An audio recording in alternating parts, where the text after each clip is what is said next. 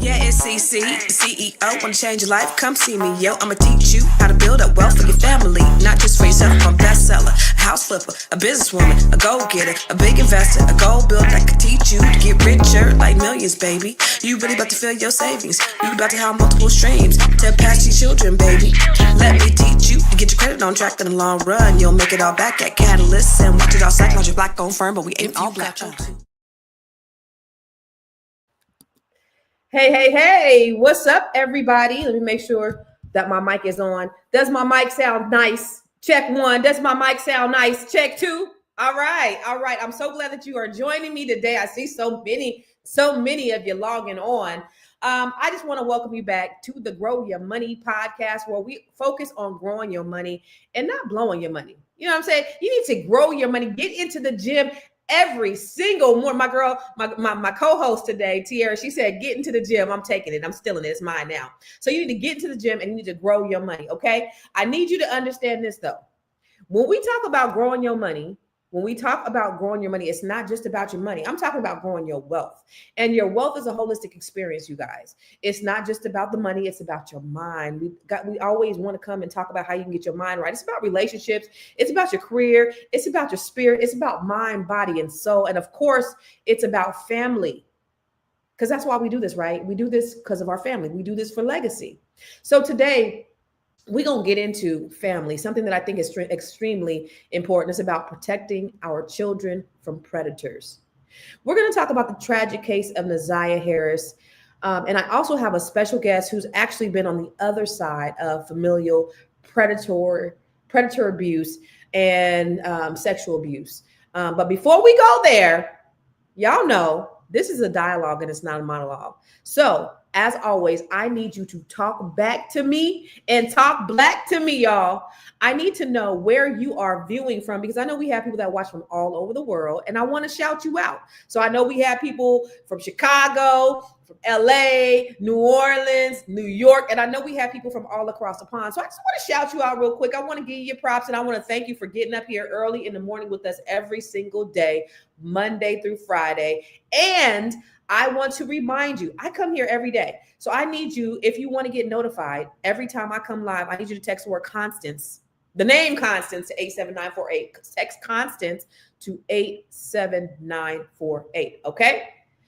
And wherever you're watching from, I need you to make sure you subscribe to the channels. So if you're on Fly Nubian Money or Fly Nubian Queen, if you're on I Am Constance Carter, make sure you subscribe and also share, click like, send hearts, do all that stuff to show your love and show your support. So I want to bring up my girl, my co-host for the day. I love her. She is all things Hollywood. This is, hey girl, hey, Good morning. Miss Black Hollywood. Yes. Hey, good morning. Good morning. Chiming in all the way from where? Hollywood. I'm in LA. I'm in Hollywood. All right. So what's up, Miss Tiara? How you doing today, baby? I'm good. I think the air got me, Constance. I think I'm feeling y'all. If I'm sounding a little raspy, I'm sorry.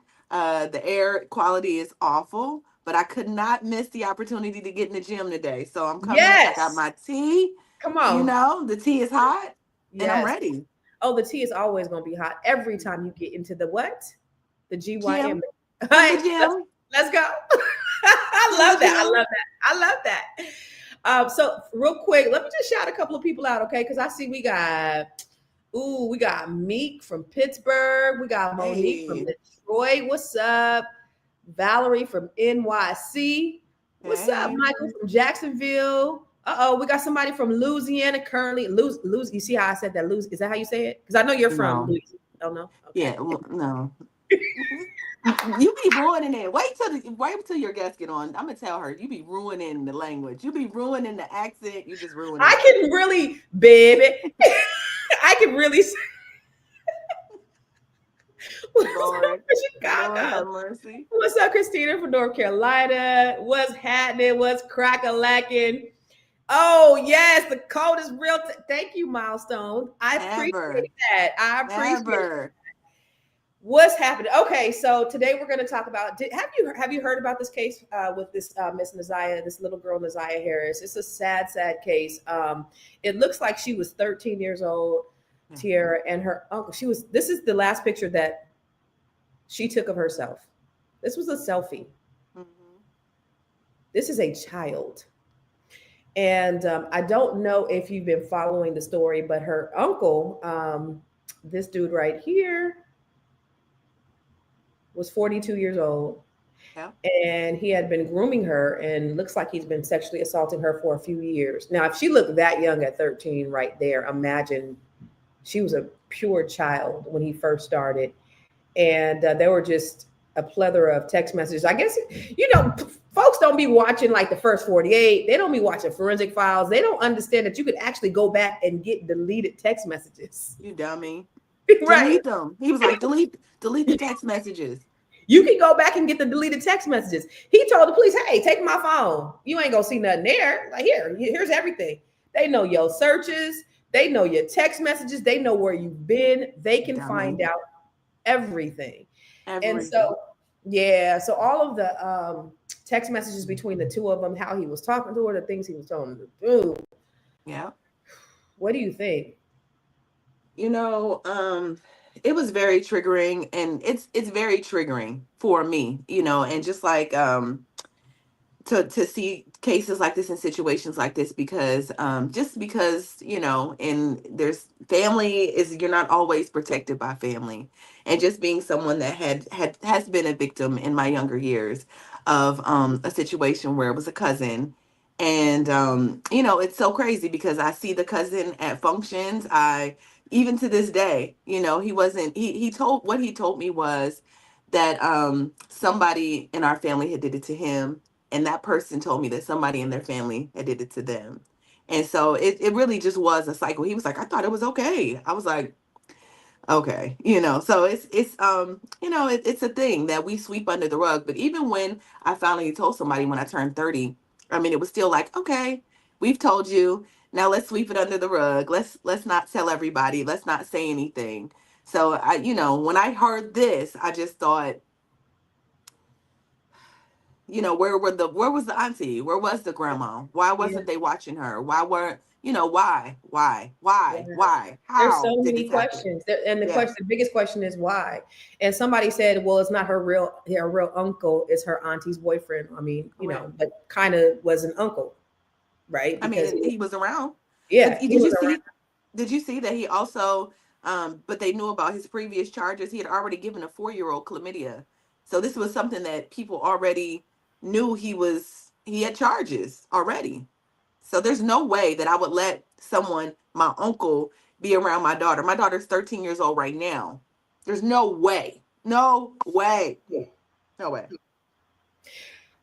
I was looking at some of the stuff on online, like some his like he had a whole nother fiance along with it. They all look, and then his baby mama, they all kind of look alike. So I Mhm. think he gets these women who are just happy to have a man. Yeah. You know what I'm saying? And they overlook a lot. And she was saying that he told her from the beginning that this is what I've done, this is what I've been convicted of. And she said, well, if the criminal justice system can give him another chance, so can I. That was what she said. So you choose to, and then they had a bunch of kids, right? So she had kids with them, and then she had her nieces around them, and like all of that stuff. So No way. No it's way. disgusting.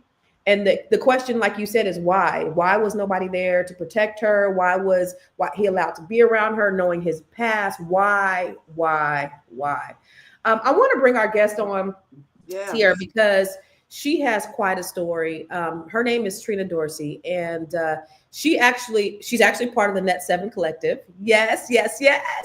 And she also, there she is. Yep, you on stage. Yes, hey Trina. But Y'all. um, Hey. she has a story that is out of this world. When I saw it, it went viral on. I don't know if any of you are watching, if you've heard Trina's story. She was on Tasha K. It had millions and millions of views. And there was just so much that Girl, I want to let you tell your story. Tell your story because I wanted to bring you on here to kind of have a discussion about this, but you've been on the other side of this. So tell your story, girl. I've been in the backstage and I heard, y'all conversation. And when you sent me the clip, I was like, okay, I'm gonna watch it. So I got up this morning and when I opened it and read it, I was like, hold on. This took me all the way back. The mere fact of any man can touch a young girl, it just comes from, like she said, way back trauma. Somebody had done it to him, and they allowed him in a family to get away with it.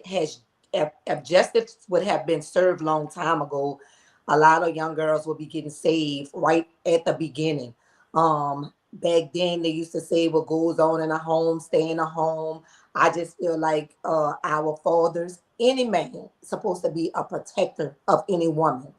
And I feel like that's where relationships goes wrong at, because we first look as our daddy or our grandfather. Any man that's in a home with our mama, we supposed to feel safe with that person, uncle, anybody. Even at an auntie house. If she trusts him, we should be able to go to auntie house and be able to trust him as a person that we look up to, not somebody that's assaulting us. Um, my backstory, my mom so happened to be a victim of her own father, the baby of 8. My grandmother literally married the older girls off. I don't know what happened with that, why they got married at 14 and 15. Maybe she was trying to protect them. And that's the only way she knew how to protect them, is to marry them off to, men. My mama actually didn't make her wedding. She was getting married to a young guy, but didn't make it. She wound up pregnant for her father. They told her she was alive. They tried to confuse her mind. Just didn't believe her, and actually ended up at a state school. Been there since 16, and she's now 63. Wait, wait, So wait, wait. I don't know if everybody understands what a state school is. a state school is for, first of all, it's for kids with mild disabilities. They have to be born with mild disabilities. My mom wasn't born with no disability, none. The mere fact she was going around saying her father was her dad, they feel like she was out of her mind. So the school wasn't even supposed to accept my mom because she had to be born with mild disability. It was for people that was already born with mild disabilities. It's certain things we can say on here. So all I can say, you have to have a mild disability to be in that school. And my mama wasn't born with that, either one. So she was there for many years. And still been from home to home, living assistance home, and still got violated. Wait. Let's before you even go there. Mhm. So, so they put her. Who put her in this in this home? Her This. parents. So they put her in this home for people with disabilities. They put her in a kind of like an asylum, Institution. Yeah. Yeah. an institution. Why did they put her Yes. there? Because my grandfather was assaulting her, but she wound up getting pregnant. So So they they put her in this institution so nobody would know to keep her what her. quiet. I mean, she was medicated all her life, and the mere fact, when I got old enough to go and visit her, at the time I didn't know, like, I was going to visit my mom. I'm thinking, like, who is this? And I'm not, I'm a kid, so I'm going to a place where people look different, and they hadn't educated me that this is a, place where people not the same, like this disabled people. So I'm scared. I see people walking around, you know, like zombies. So I'm out of my mind, terrified of a place as a child that I had to go see this woman every weekend, like every How old weekend were of my you? life. Uh, to go back, I can remember about 6 years old. You know, I grew up in my grandparents' house thinking that was my parents. I never like knew that was my mom. So till I got to a certain age, 10 years old, it got exposed in the family, that was my mom. And I had a conversation with my grandmother. I was like, well, when we go see her, why she always calling up you by your first name and calling, if this her dad, she's calling him uncle. And to this day, my mom never addressed her parents by mama or daddy, never, ever. She always calls her mom by her first name, Seymour. That's just it. Nothing, no mom, no nothing. And my grandfather, she always addressed as uncle. Never called him dad, could never look in his face. She would get up from the table and walk off. Nothing. So as a kid, I'm like, this is confusing me because if this is their child, I see all my siblings still call their parents their mom and dad, even though they was, out the house as a young, child. They still address their mom as, this is my mama, this is my dad. My mama didn't. She was cold turkey silent from siblings to everybody, like nobody to today. And I'm 49. Her sisters, siblings, nobody go reach out to my mama. Don't touch, don't nothing. It's just been that cold. And then I had to come up with two cousins doing the same thing to me. My mama's sister, children.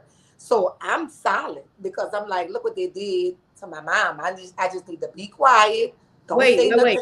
Wait. What did they do to you? I got molested for about 3 years, from the age 11 to 13.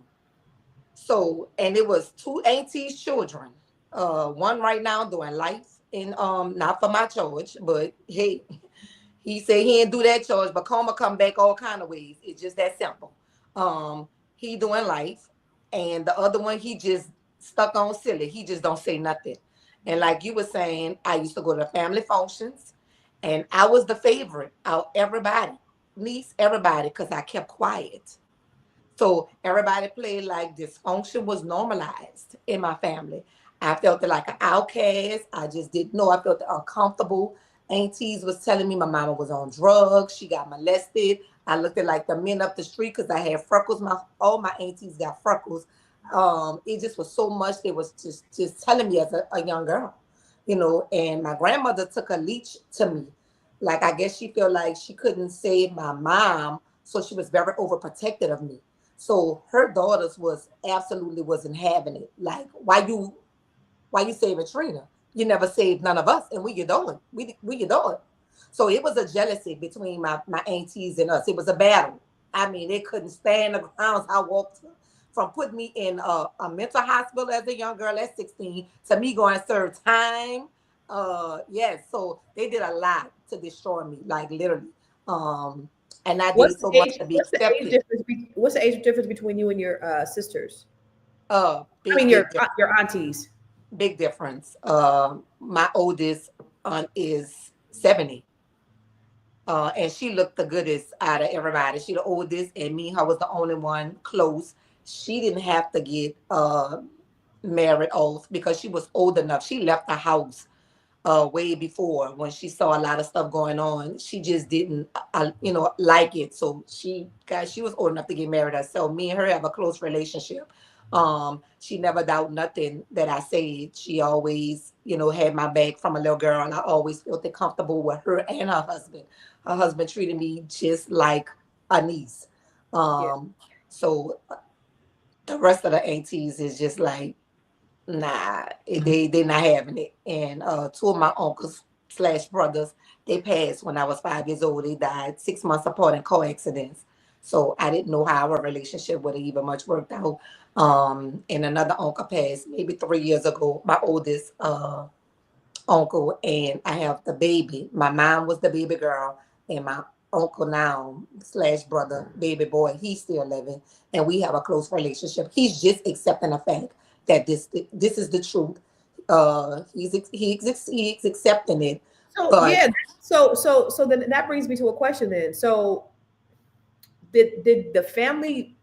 So some of them knew that your grandfather molested your mother, and everybody knew. everybody you knew. Everybody knew. Everybody.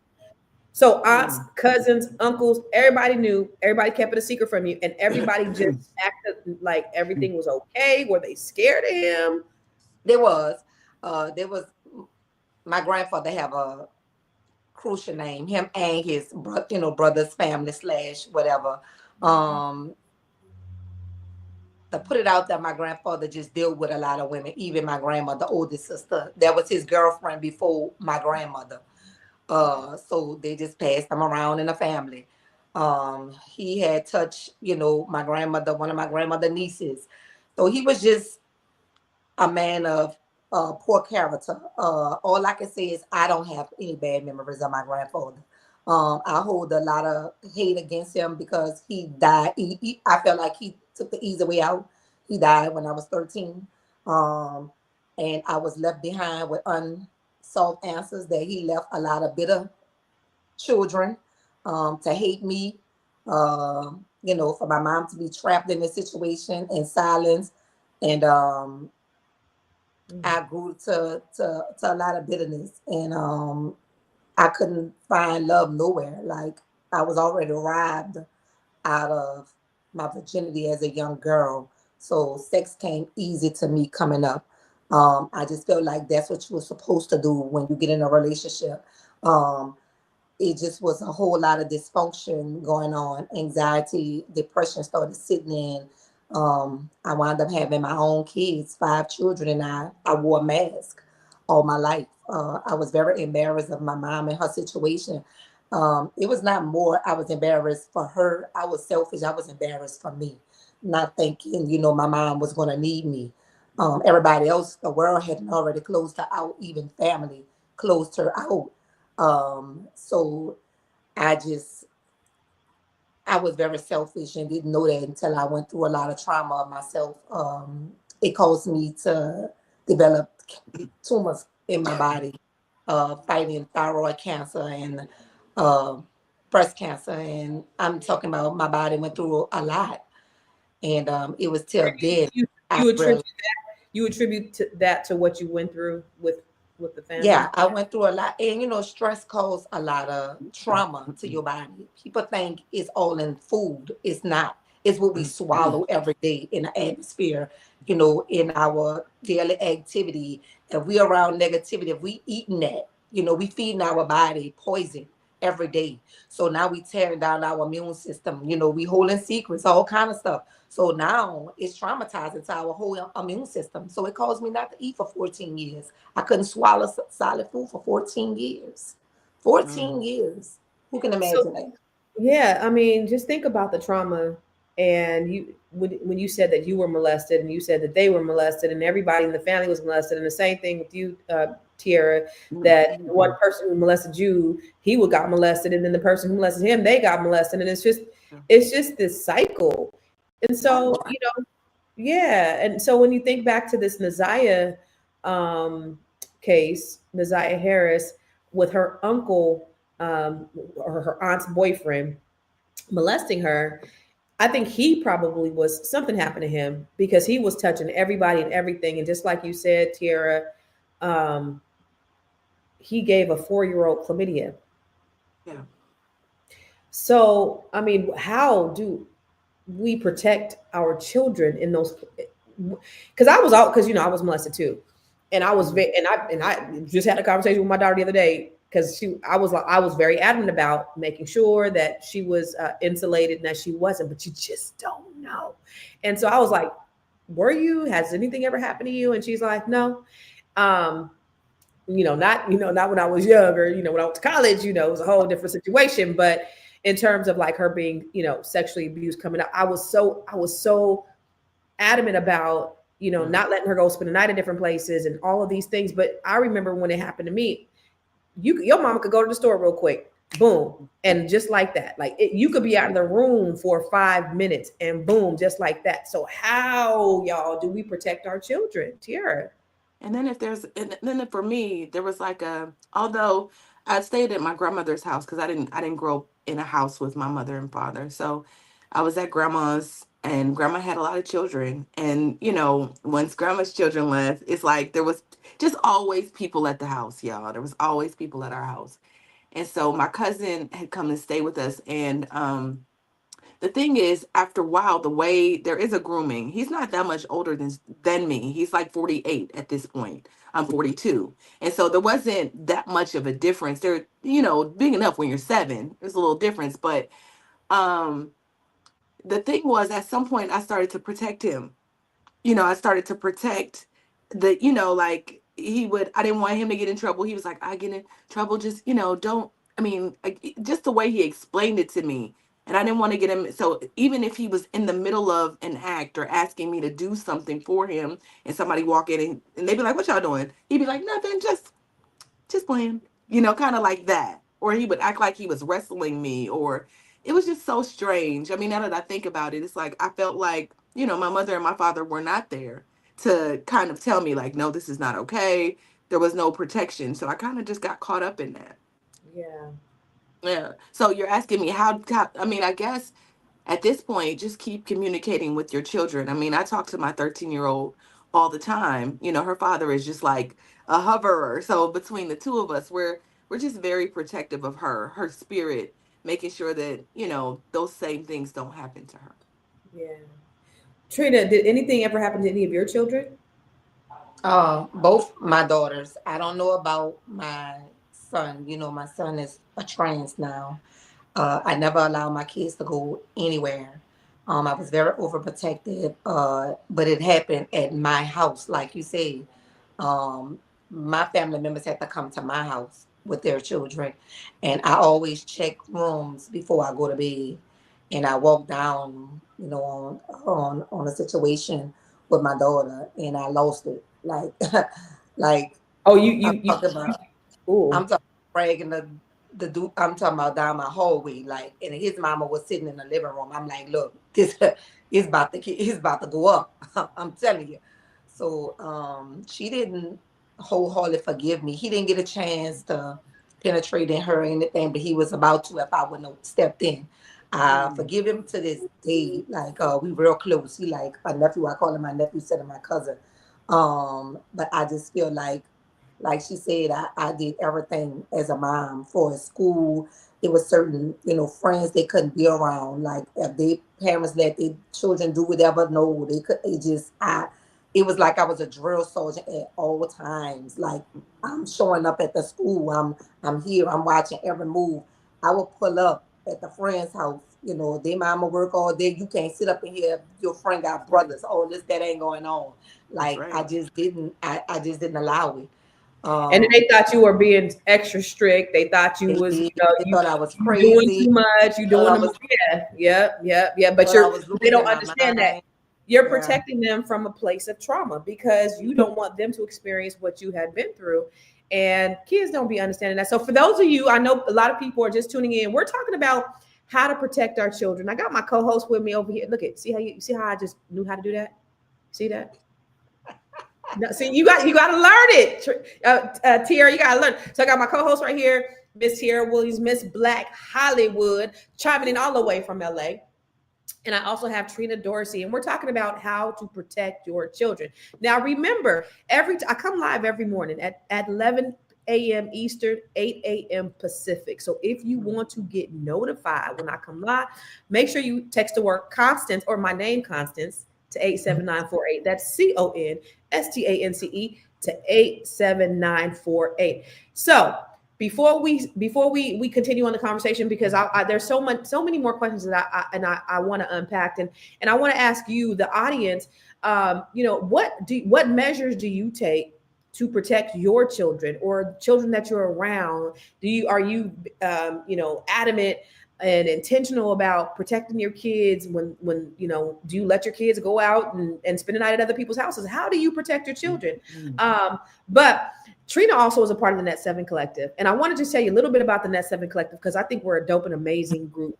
But let me tell you a little bit more about it. 3 or 4 years I've been praying for a business coach. I knew that a coach, I read many times that all the most successful people have a coach. Coaches have coaches. I've learned how to purchase land. I've learned how to do overages in real estate.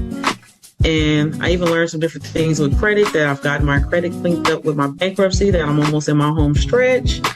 Doing everything right now and applying it. I finished 2 ebooks. If I could do it, anybody can do it. And started a nonprofit. Gotten more out of this than I ever anticipated. Constance has done an amazing job at placing systems to allow us to understand how to prosper in our businesses. I'm telling you, I would move heaven and earth not to miss one of these sessions. She will move heaven and earth to not miss one of these sessions. So Trina is actually one of the esteemed ladies, the beautiful boss, amazing women. That's a part of the Net7 Collective, and that's where we help women from all over the country increase their net worth to 7 figures. But I wanted to talk to her and Tiara today about this Na'Ziyah Harris story because I think it's important. I think it's something that we really need to address is really how do we protect our children? Because that's the thing that we need to really unpack is how to, we can talk about, because I've seen somebody in the comments say, the fact that people are saying that she was fast. Because if you listen to the text messages, if you heard what they said, the text messages, this man was talking to her like she was his woman, and she was talking to him like that was her man. How can she be fast if she wasn't groomed, if she wasn't exposed? She's a child. Children only do what they are shown, what they're fed. So why would you blame a child? There are people out there that are blaming this child for her being fast, or she liked it. It's sex. No, that's not how that goes. I'm sorry, like, Trina. I know you probably want to chime in too, but I don't. There's a grooming that happens, and grooming is real. We're talking about a man who is grown, who has he knows what to do. He knows how to warm her up. Who knows what he said to get her in that situation, and just starting to think like it's okay. I mean, I'll be like your boyfriend too. I'm your auntie's boyfriend, but I could be your boyfriend too. I really like you. I have feelings for you. And if for a girl that is raised, first of all, is not being raised by her mother and father, she can be easily manipulated. Let me be the one to tell you, you can be manipulated. Your parents are not there to protect you. People in the world will, they'll make up. It's easier to fall for, the pipe in the, what is it? The whatever in the tailpipe, right? It's easier to fall for that because you don't know. And if you have your grandmother's a little older, likely, so she's not as quick. She's not, she's just not thinking that way. So I understand how she was able to be manipulated and think that this was really like her man. I get it. When you think about that too, when you think about how predators act, because you said something that I think is very important, and I'm very cognizant of this. And this is the reason why I'm very careful about who I bring around my kids. Like everybody don't get an invitation to Carter Casa, Castle, whatever. Everybody don't get an invitation. Even though my kids is grown ass men, but I have a teenager that's still here. But even a lot of predators, they will prey on single women who don't that the fathers aren't involved. Yep. And they will gain trust. Yep. Right. And then they will then begin the grooming process, right? Yes. Yeah. Oh, they work. Oh, you work. Let me watch them. I'll help. Let me give you some money. They'll manipulate the moms too, I just want to be there for your kids. I love you and I love them kids. And then before you know it, Uncle Ben or whoever has been, you're like, wait a minute. And the mother is just trying to get help. She's just trying to get support. Trying to work for me. Believing. They ain't work for me. They ain't work for me. What do you mean? That didn't work for me. Any man came in my life and was like, let me help you. No, I have daycare. No. I raised my children to watch themselves. It was a no. I didn't even trust their daddies, and I slept with their dad. So it's the mere fact my grandfather showed me a display that every man off limits. Dad, everybody off limits at this point. I gotta even trust the dad. I didn't trust dads. Yeah, everybody off limits. I'm sorry. Yeah. Yeah. My daughter's dads couldn't change their pamper. They couldn't take a bath. None of that. Wow. Couldn't happen. It just couldn't happen. I just didn't do it. I just couldn't. And I see a lot of cases in Louisiana where the girls trusted the dude, the babysit. They come back, this child, they got beat to death, this dude, and probably got anger issues. I'm not letting no man watch my children. I never did. Never gonna happen. It's just not gonna happen. I tell that to my granddaughters, my daughter-in-laws. If y'all need somebody to babysit, please call me, my grandchildren.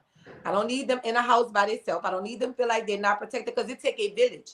And then by me, you gotta know the signs. I know all of us love our children, but sometimes we born sin to the world. We all come here as sinners. So we born some terrible kids. We don't like to admit our kids have a problem out the gate. You know, like we don't want, as a mom, we hate to say our child, you know, is a predator or, you know, want to turn that child in or want to go get that child some help. We don't want to say that. So we let him do what he want to do. You know, he'll grow out of it. Maybe, you know, it's just a phase he going through. It's always something, but let's not get no help. We have to really uplift mental health. It is real. It's okay not to be okay. It's okay. Nobody's not going to look at you different because you have some type of sickness. You know, we have to get that right at the door. My children, y'all children, and I think if we catch it at our home, even with our sons or daughters, because they have daughters that molest boys and stuff like that too. And we see signs as grandmothers, as mothers, and we correct do we it see because signs and do we see signs and just ignore? Do you think I people think we see do. signs? It's Yeah. hereditary. You know what I'm saying? So like if they knew the journey my grandfather came from, everybody knew he was this man before, you know, my grandmother, you know, married him. So now I'm accepting to marry this guy, knowing he got this track record. Okay. So now I gotta have kids by this man, knowing all these demons he got gonna fall on my children. Like, so I gotta accept he do this. He a man that ran from a you know, he killed somebody, they put him in a trunk. So he got a lot of demons he dealing with. You know, he like women. So now I'm about to get pregnant by this man. So now you gotta watch who we sleeping with. So now I'm getting pregnant with this man. I'm gonna have kids by this man. So sometimes it miss our children go to the next generation, like my cousins. You know, they molested me. So it's who we have to be mindful who we are dating. Like literally, we have to watch So do you put any blame on your grandmother though? A little bit. I do. The first time I was like, she didn't know, my grandmother and grandfather didn't have an education, but my grandfather had talent. Like he built houses. He was a very respectable man. Like nobody didn't deal with him. My grandmother, on the other hand, she didn't graduated from school. So she looked at him like somebody with money, I guess. And then as me growing up in that house with her, I just felt like she just didn't have no hope. It's just like I had a man in the house. Then, you know, her mom died young. So I just felt like when he passed away at 13, you got broke free. So let me go get my daughter up out of here. Because this man is no longer going to trigger her. Oh, he's not in the household no more. Let me go get her out. It was none of that. It was like, I can't deal with her. I can't watch her. It was more excuses than anything. At that point, that's when I started literally saying it's some trauma there, you know, too. Yeah, oh my God. My grandmother, and shame. You know, and everybody couldn't stand me. Like, you know, my grandmother is the sweetest woman you can ever know. And I just feel like she just had some bad cards dealt, you know, and Dr. Shirley said she was abused. Yeah, I mean, most certainly, and she was really, really afraid of my grandfather. Let's just clear it up. She was a good, wholesome woman, clean woman, never cursed until he died. It looked like his spirits jumped on her. Like spirits are they transfer. He died in front of me and my grandmother, so he died of anger. So when we pulled his death certificate, the death certificate said he died of anger. Wow. He's never known nobody have that on his death certificate. Yes. Wow. It's on his death certificate. Anger. He died of anger. So he was a madman. So this is what caused him to die. Like grief, anger. Is that a New Orleans thing or Louisiana? I don't know. I never heard that before. When my grandmother showed me the death certificate, it was like she was mind blowing. Like she never heard of that neither. So we like, hold on. So this would cause his heart attack, anger. Because he was in a rage when he died. Like the doctors was telling him to calm down, and he died. Damn. Oh yeah. Him. Blood pressure went up. You know, so I just didn't see that. So he was just a mean person. You know, so I had to really forgive. My grandmother lived a long time, 94, bless her heart, 3 years ago. She passed away January the 15th, made 3 years. And she just, it didn't sit well with her. You could see she never was happy. She never even moved on with her life. And my grandfather died. My grandmother still was young. You know, she could have moved on. And she didn't. Like, no man, no nothing. Like, she just looked like she lost hope. She would always, go see my mom and have the people to bring my mom to her because my grandma didn't drive.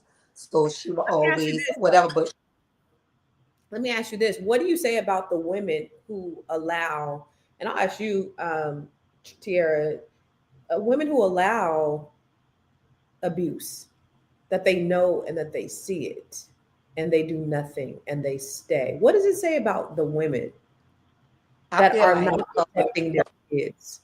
everybody take abuse different. Some of them now today, I'm gonna just say today, all women should have some type of power because we just saw Big Mama went through it, Mama went through it, and everybody went through it. You just have to be strictly. I'm talking about don't see no hope that you need a man that much that you would trade your kid Yeah. for a man. And I feel like if some women has that void of a dad in this that need to feel protective, and this man probably giving her just that, so she will exclude her children needs for her needs, for her own selfish needs. So they have women just need that man, and it's called a soul tie. People don't believe in soul tie. She really don't need that man there. Like, if she break that soul tie, it's over. She just got to find her strength, So she have this soul tie. So you got to understand, when you sleeping around with men that done some stuff, and now you're sleeping with him, that soul tie becomes, you attached to what he done. You're getting punished too for what he done, because now y'all in an intimate relationship. So a soul tie is hard really to break. And I had to learn that because I had 5 children for 5 different dads, dudes, and I was chasing something, chasing some love, chasing that daddy, that protection, just trying to find something. And sex is where I ended up at by me being victim, being a victim of molestation as a young girl. Dudes was like, sex was like, I can just have sex with him and I'm gone, because I knew how to financially take care of myself. It just was something, an urge in my body that I needed to feel at that point of time, because I got robbed out of my innocence. So I just thought it was necessary to have that somebody there. So it's to each woman with what they craving for. Because I didn't really have to have a man. I could use it. We could have sex and you could go it on. It just was that. Like, I was that type of woman. I think I hurt more guys than guys hurt me because I wasn't a healthy woman back then. So I'm just saying, talking to a woman that's maybe watching now, if you're in that situation, I just feel like you have to spiritually disconnect yourself. You have to spiritually align yourself. You have to pray. You have to ask for discernment. You have to forgive yourself from even allowing yourself to be that weak, that vulnerable for a man. You have to let all those demons loose. You really have to fast your body. You have to heal. Like, I'm talking about really fast your body from sex, from everything.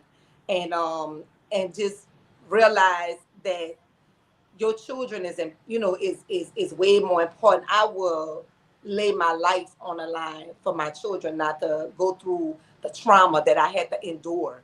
Right. I definitely would. Even seeing that little girl story, and even you telling me the comments that somebody said, like, you have to be simple to say this young girl was fast. That's what they said about me. They said I was fast. My auntie said I got what I deserved by her son. She said I got what I deserved because I was fast. I will always sit with my legs open. If I don't have no women to show me how a girl is, I'm a tomboy.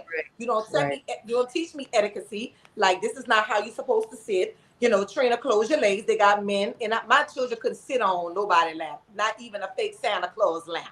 Get over it. Right. Oh, that's not going on. So,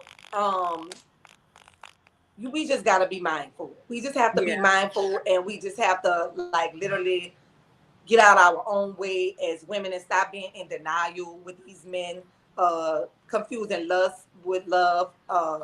And So hold on. Somebody said, well, what happens next often you become a member, a runaway, but as a youngster, you forfeit a great education, become an emancipated youth, just taking on the responsibility of raising yourself. Um, but Dr. J said, and I want to ask this to you, Tierra, once you get your life together. Dr. J Sorry said, about that. oh, you look so much better because you was blurry the whole time. Now you're clear. It was Yeah. my it's it's the app. Go ahead, I'm listening. But Dr. J said, why are you blaming the women? The men are the predators. I just said Wait, they wait, have wait, mental hold on, health. hold on, hold on, hold on. I was asking that to Tierra. Oh, You know, Because the I men are said, the I asked yeah. I'm about coming back to it. okay, I asked the women, like, what do you say about the women who allow this to happen? And then Dr. J said, well, why are you blaming the women? The men are the predators. But if the women are, for me, if the women are staying with these men who are abusing these children, don't the women have some sort of responsibility, Tierra? Absolutely, I believe that they do. I mean, you know, Trina, you said a lot of great things, right? Like about it, it just reminded me of like we all kind of have this generational thing, not all of us, but right. there's a huge population of our community that have this story, our stories. There's three of us here, and we all have gone through this a version of the same thing, right? And that it just to me it says something about our community, something about how like I said earlier, we sweep things under the rug, we turn a blind eye, we don't acknowledge that people have issues. So I hear trauma, I hear generational trauma, I hear self-esteem issues, I hear self-worth issues, I hear a lack in confidence, I hear brokenness. That's what I hear. When those women are definitely responsible, but unfortunately, something was done to them. Yeah. Someone broke them. So I don't know if everybody's walking around kind of with a sickness, if you'll say. Like a Yeah. brokenness is a sickness. Trauma is, Yeah. you know, all of that. The results or the repercussions of trauma really is, I don't know, it's just so detrimental to us as people and us as a community. So I would just say they're all to blame, but everybody kind of has an issue. This young man that what I don't know his name, that molested the young girl that we're talking about. Um, like you said, Constance, earlier, somebody did something was done to this man. Now he looks like a demon and the devil, and to an Ooh, extent he child. is, right? He is, but I would love to know what happened to him. I would love to hear his story. I would love, because there's always two sides to every story. Yeah, And so there's always that origin story, or as a kid say, the villain origin story. Like, where did this yes, all start? Where did this all begin? But then yes, part two to that, Tierra, is um, what Dr. J said: can abused women protect? Because she's saying, well, we're blaming, we're victim blaming, we're blaming the victim because she's saying that the women are abused too because they're allowing this to happen. Can they really protect someone? I think our mental health, and I think um our getting healed. Healing is our responsibility. So we do have to take accountability for it. If something happens, Trina, you said something, and I'm not gonna talk about your grandma because I get it, right? Like, but there is a part of your grandma that did turn the blind eye, that knew what was going on, and she was like, well, Right. listen, I'm just gonna stay Right. here, and it didn't happen. It's better to, like, I guess, stay in a situation. In her mind, it was better to stay there. We have all Right. these kids, we have all this history, I love him, I'm not strong enough, I don't have an education, so I can't go out and provide for myself. We're talking about New Orleans in the early Right. 1900s, right? So it's not even there's so many things to consider. And so there's a part of me that really sympathizes and empathizes with your grandma, but there's a part of me that's kind of angry at your grandma too, right? Where Yeah. it's like, it's obvious there's a part of her that knew, there's a part of her that knew that something was wrong, because she still went to see your mom every weekend. There's That's right. something that was like, this is how I'm gonna show her, this is how Mhm. I'm gonna try to show up for her. I'm gonna still see Yeah. her, I'm gonna still be there for her, so I don't feel completely bad. But there's a part of me that, and even my own mother, Trina, Yeah. who felt like she couldn't protect me, there was a shame. And my And mother, it took see. my mother a long time to just acknowledge. Now when we have conversations, I mean, my mother and I have a relationship that's like 4 years old, 3.5 years old, right? We've been around each other, but she finally at like 39, I'm 42, y'all, was like, I want to be your mother. And so Right. with that, just like at first it was hard for her to acknowledge that some things happen. But now she says like, I should have been there for you. I should have, this happened and I should have done this different. But at the time I just didn't know what to do.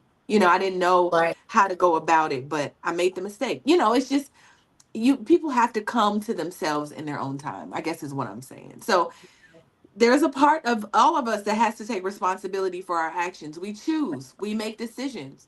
Trina's grandma made a decision. My mother made a decision. So, Yeah. yeah. Yeah, part of that protecting your children. I know for me, I remember, when I first had my first child, well, my daughter, like everybody was a pedophile until proven otherwise. So, Yes. it was like I didn't know whether my husband at the time was a pedophile, and he wasn't at all. Right. But when he was bathing her, I would be around the corner like peeking. When he was changing her, he didn't know I was in the back looking, and of course I told him later on, but I had to make sure because I mess with mine, and it's gonna be some slow singing and some flower bringing. I'm not playing. God knows that He had a bigger purpose for me than to have one of my children molested, because I would not be free today. I'm just not willing to risk my children or my freedom if something like that happened. Right. For those of you guys who are just tuning in, wow, this has been really just deep. Not only are we talking about the Na'Ziyah Harris case, where we talked about, just what happened and really how to protect our children, because ultimately that's what this is about, right? This is about protecting our children. We heard about Trina Dorsey's story, where her father not only molested his own daughter, she was conceived in that assault, but he also, this was common, and then she was molested, and the person who molested her was molested, and it's just this cycle, these curses, these generational curses that happen. And then you didn't even get a chance to share, and I'm gonna let you share really quick because then we got to head out of here, but you didn't even get to share the fact that your mom in this mental institution was also sexually abused, right? Yes. So they thinking putting her in there, I'm gonna say this: they couldn't have thought she was going to get no help there. That's one. I wouldn't have thought of putting my child somewhere like that.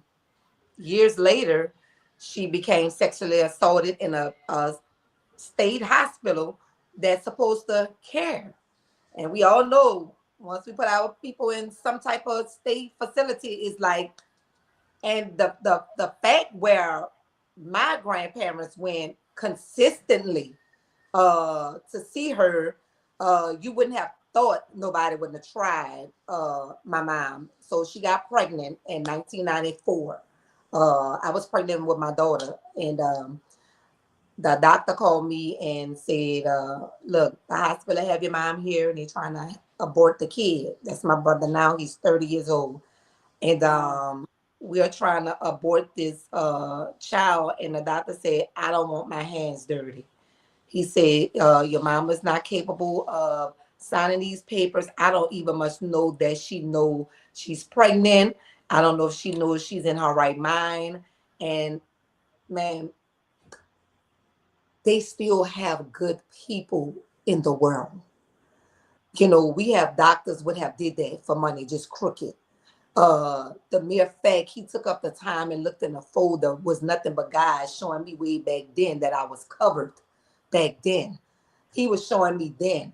And I say, listen, I'm on my way there. I'm pregnant. I think I was 20, 23, 24. And I got there and I was stripped from my rights from my own mom because my grandmother was still living. She was the one put her child in that place. So they let us say so much. All they told us was, okay, if she have this kid, she cannot stay here with the state. She's not allowed to stay here. So we want to know, how did this happen? Who is the daddy? Because the women on this side, the men on this side. Now we talking about as parents how to protect our children, but now this is a facility that's getting paid to watch over these people. And if you have a man dorm over here and a woman dorm over here, if you're saying that it was a client, how they got connected, where y'all was like those 5 minutes of she got to take off her clothes and people walking around all day. You know, this is a facility. So now in my mind, it got to be a worker. It can't Gotta be be a no worker. because he gonna know where to go duck her off at. She had to leave with him to go take a ride or maybe to a doctor's appointment or whatever. You ain't gonna tell me no different. And my mind already made up. And then you try to abort the baby. The simple fact, y'all try to abort the baby, that's a red flag. It was somebody that was working there. So now they had to put my mama out there and put her in independent living. But the key was she could not keep her child. So they was going to put my brother up for adoption, which I would have probably never saw my brother, never know where he was. But the same family member who my grandfather assaulted, molested, she raised my brother. Wow. She raised my brother like her own, loved him, still let him keep his last name just in case I wouldn't have never came around so that he could know that she have a sister. I played in and out of my brother's life when he was small. I had children. I still was young. I was like, I can't deal with this. I don't know how to deal with this. I just don't know. So I detached myself from my brother, my mom, everything. I had my own kids. I had my life going in a circle. I had nobody to protect me. I had to find my way. Like, I just didn't know. So as this healing process came, and it took my grandmother, to be honest, to lay her life down. Just like you said, my grandmother, for once, came to me and said, I'm sorry. My grandma never said she loved nobody. She never hugged nobody. She never said that. How did that She said, feel? I'm sorry.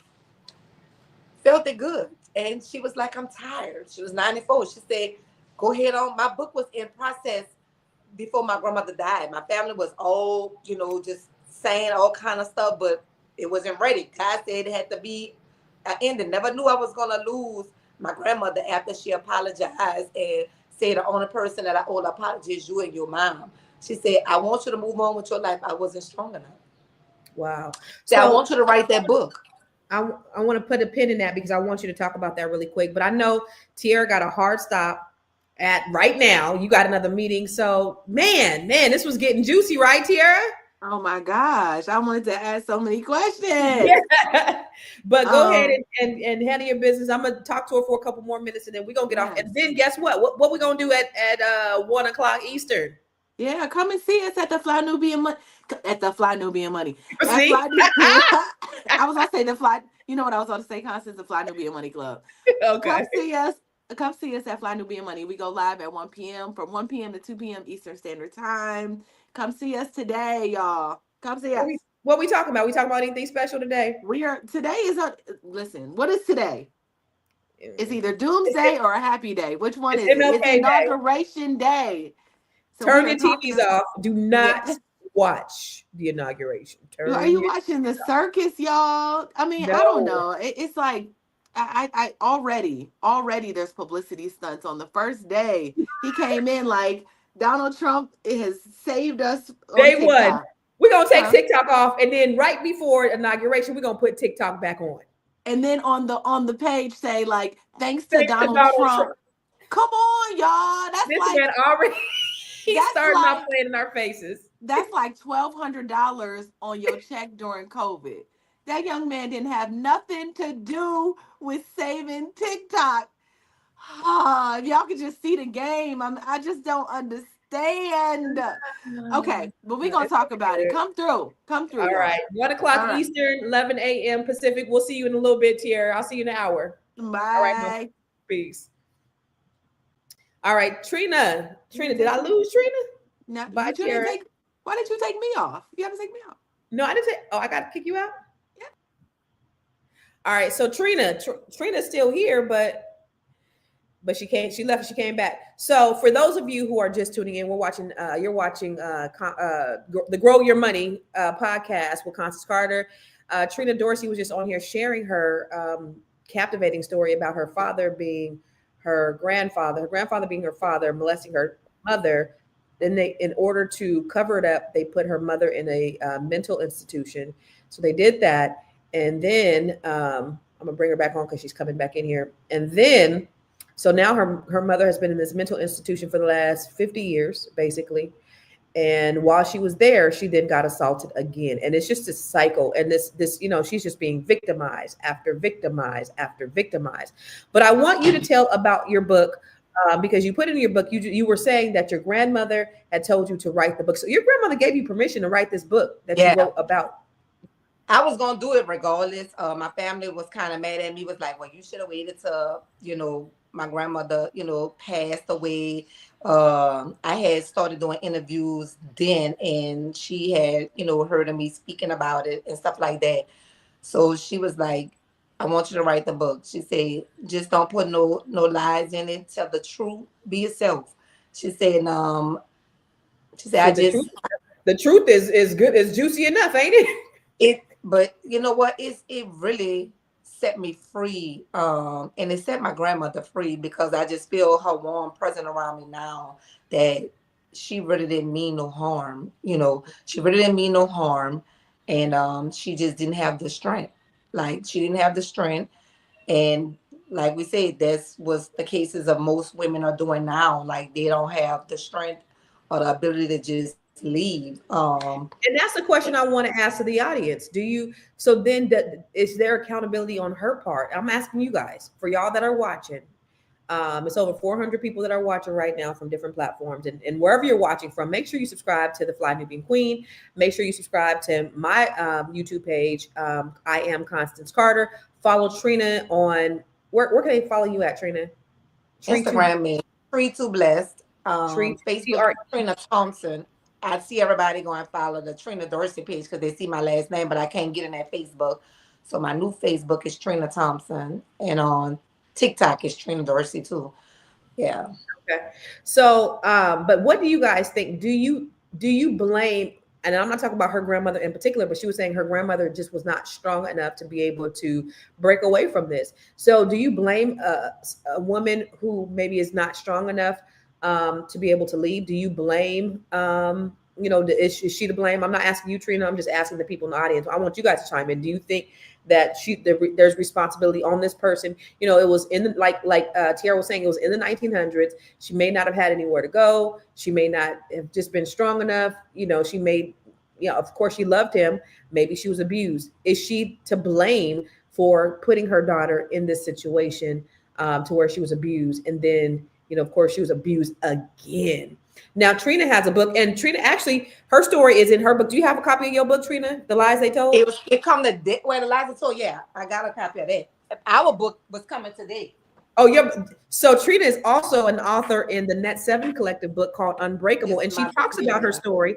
There's the lies they told, and so you go into depth, into detail about your entire life. I see pictures in there and everything. Your whole life is in that book, and she touches on it here in this book called Unbreakable. And it's a story, it's a collection of stories from the ladies of the Net7 Collective, stories of survival, sisterhood, and success. And guess what, you guys? Trina is on today, and today this book is available today. It was available for pre-sales this whole time. So if you go on Amazon and you search for Unbreakable, you can buy any of our books. Mine, you can just search for Unbreakable Constance Carter, and you can get my book, or you can get Trina's book, Unbreakable Trina Dorsey. My cover looks a little different from this, so you're not going to see my cute little face on here. My cover's a little bit different, but everybody else has their faces on their covers. But get the book. It's a powerful collection of stories about stories. Trina, everybody's story is different, but we talk about how we're able to overcome these dark places and spaces to be who we are today. Because ultimately, Trina, our goal is to be able to help other people, right? The reason why you did is to be able to help other people. Yeah. Our hardships are the blueprint to help other people, right? Yeah. And so that's why she's telling her story. So she wrote her book. She wrote her story in this book. So make sure you go to Amazon and pick up her book. Hold your book up again, The Lies They Told. Yeah. The Lies They Told. And ask Dr. J. Dr. J was here last Wednesday. Dr. Shirley Jones, she was here last Wednesday. She's in the book. She has a great story in the book. And she was on here giving us the game about the food. That was crazy. But really quick, I want to just share a little bit about what the Net7 Collective is. And then I'm going to talk to Trina, and then we're going to get out. Attention, Black women. Yes, I'm talking to you. 2025 is among us. You have a unique genius that people will pay handsomely for, but you don't know how to monetize it. You want to build your net worth, but you don't really know how. You want to get out of that rigid 9 to 5 and become an entrepreneur. You want to be able to communicate effectively and tell your story, to sell your story, to generate passive income. You want to be able to build an entire ecosystem that runs fluidly and makes you money while you're sleeping. Well, these are the things that we do inside the Net7 Collective. This is where I'm helping Black women from all over the country that are brilliant just like you and looking to monetize that brilliance. The next cohort is coming up soon. Yes, the next cohort is coming up on January 29th. So if you're interested, go to my website, go to constancecarter.com to learn more about it. Trina, you are a part of the Net7 Collective. What has been your experience? Ooh. I thought I had it all figured out. Even with me going viral, I didn't know my next move. I was not taught finance, credit, none of that. I just wasn't taught it. I had to learn gradually and still couldn't figure out, like, I knew my why in the world, what I wanted to do, my passion. I knew what I wanted to do, just didn't know the tools how to get there. So when I joined Net7 Collectives, let me tell you something, the women here, patience, loyalty, sisterhood, women of all types up in here. I mean, doctors, lawyers, I mean, big bosses up in the room. And they're not scared to share their information. I got taught things that I never thought in my life I can do. One thing about Constance, a good coach, not only a coach, I'm saying a sister, great leadership. She take time, patience. She want to see you win. She's not in competition with none of her sisterhood at all. I have ran into so many people that want to be competitive, not in this group. It's not one thing that you cannot get in that group and just say, and they won't be on it like this. I'm saying like this. It is just nothing. So I love it here. I love the friendship we have, and none of us have never physically, well, I haven't been in a presence, but it feels like I've been in a presence for all my life. That's just how warm this group is. They drop knowledge on you. She hold you accountable. She's on this show talking, but she's a good accountability person. Like, you're gonna do this homework. You better do it. It better get done now. And she push you to where you need to be at, especially if you're a person that you scared, like that fear. You right there, but just don't have that person to hold you accountable for. Don't worry, Constance she's gonna push you there. She's gonna put it up on out, just snatch it. And then it's gonna be all love. Like, it's really all love, tough love in this group, and everybody jumps in. Like, if Constance not available, you get in that group text and be like, I need help. Everybody on it. Everybody on it. They're not gonna leave you hanging. So I love this group. I love it. This group. I love this community. I love it. Y'all looking for a good coach for 2025?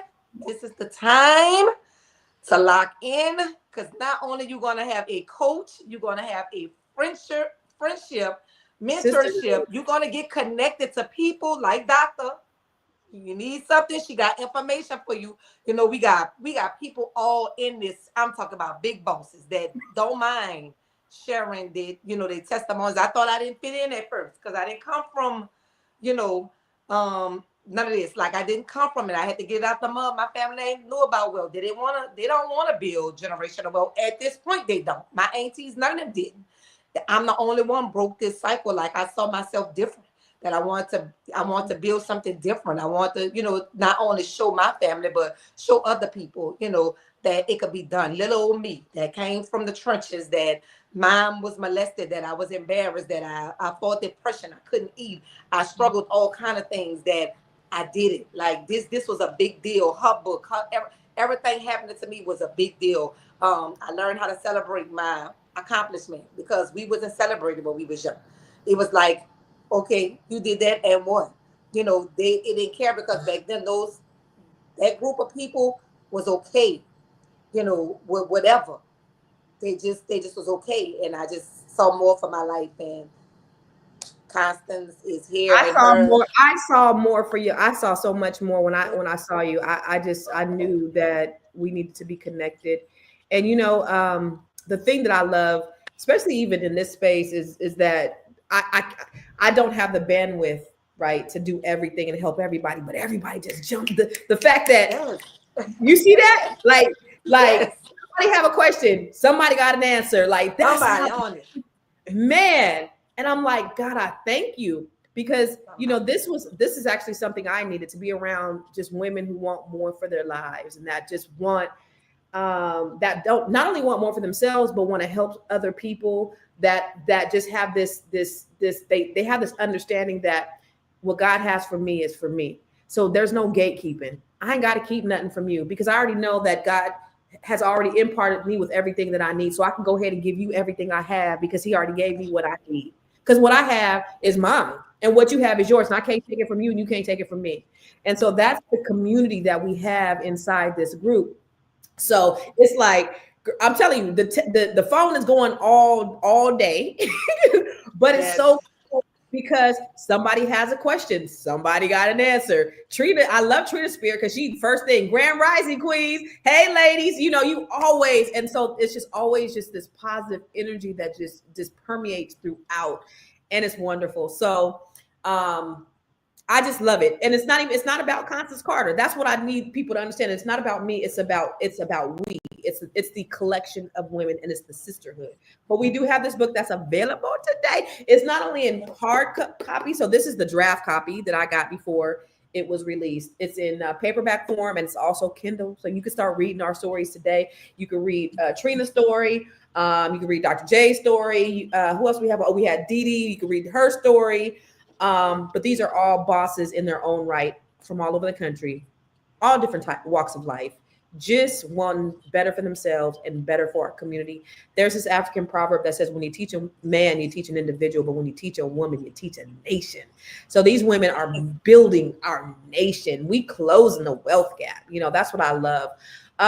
Trina, can you tell us, we're gonna head out of here, but can you tell us where they can find you, where they can follow you, how they can add to you? What do you have? What are you working on, so that they can get from you? What are you working on today? What can they get from you? Okay, so this is crazy, because like you said, God, what God has for you, he has for you. I came from living off low income, Section 8, stuff like that, to now I work for them. So now I'm a Section 8 specialist. I'm literally in my own office. I want to teach a lot of young girls that is okay, because low income got me to where I'm going and where I'm trying to be at. We just don't have to stay there. I want to educate them on how they can save their money while they in affordable housing, because we call it affordable housing right now. We want everybody to look the same. We don't want to say you on Section 8. We call it affordable housing. Whatever your rent whatever your pockets can afford. So I'm literally want to teach anybody. I'm not gonna say young girls, because we have adults don't know. I was one adult didn't know how to save on these programs, and the classes that we give out, where we have grants. You need to utilize this. Educate yourself on the first home ownership programs and stuff like that. And right now I'm working on getting my credit together to open up a living assistance home, not only for my mom, but for other people like my mom that don't have a voice. Right now it is called DNM, All About You Living Assistance, and the DNM stands for daughter and mom, because it's not about me and my mom anymore. We have been through. We came through. We was passing through. Our story and our journey now is to help somebody else that's going through it, not just with their mom, maybe a sister, a sibling, or whatever. So have you. Even when somebody said in the comments, usually when young girls get sexually assaulted and don't have parents for them, the streets raise them. I want to open things like that, mentor them, open a shelter where they could call it a safe space, where they don't have to go to the streets and feel like they by themselves. So my story literally tells a lot, like literally that little girl right here that was broken, that nobody had nobody. I want to help you discover how to start your healing process and to not let your past, if you stay in your past, you die. I tell everybody, it won't hinder you. It won't. It will only groom you into the person that you need to be. You just have to see a way. You just got to see your way out and push through. And that's what I'm here for. My social media is definitely on my books. All my platforms is here. Tree to Bless, TikTok. Is Very it good on T TRETOOBL? yeah, TOOBLESSED. I'm good on if you add me, I get the message. I'm good on answering to a lot of people. It's amazing how I have thousands of people in my inbox saying if it wasn't for me, they would have gave up. And I'm what the world needs. I never thought I was gonna ever be what the world needs. That's big when somebody tell you I'm what the world needs. That's telling me that I'm doing what God has called me to do, that I'm on the right track. That this Amen. is really not my journey. It's not about Trina Dorsey Thompson anymore. It's way bigger than me. And Amen. I've done helped a lot of people, and that's crazy. That's amazing to me.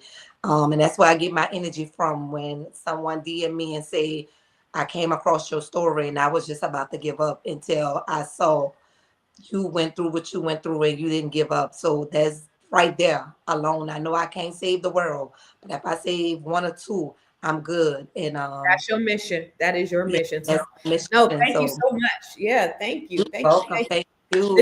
This has been awesome. So listen, you guys, like I always say, wealth is a holistic experience. It's not just about your money, it's not about your material things, but it's about who you can impact. It's about your life, it's about your family, it's about your children, it's about protecting your legacy. And so I'm so glad that you guys have joined us today. Not only do I have the Net7 Collective, we have the Grow Your Money Club. So I want to encourage all of you, if you are looking for something that is for everybody, it's not for just for men, this is for women, this is for boys, girls, black, white, Asian, whatever. We have the Grow Your Money Club where you can log on. You have a community of training, from credit and credit repair, from learning how to build your business, establish your business, create your entity, get business credit, to investment strategies, how to start investing in stock, how to invest in real estate, to building a business, because you want to go from employee, which is, if you look at the Robert Kiyosaki,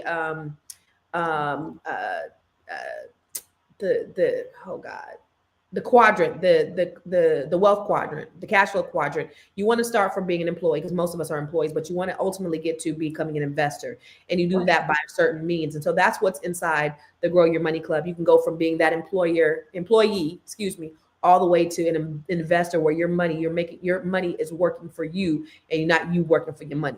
Everybody wants to get to a place where their money is working for you and not your money. So go to growyourmoney.club, growyourmoney.club, and money.club, and go ahead and sign up for all the training. It's only $99 per month, or you could do the classes. You could take you could do the bundle classes, where you're just doing the credit classes, or you're just doing the business classes, or you're just doing the investment classes, or you could purchase the training a la carte.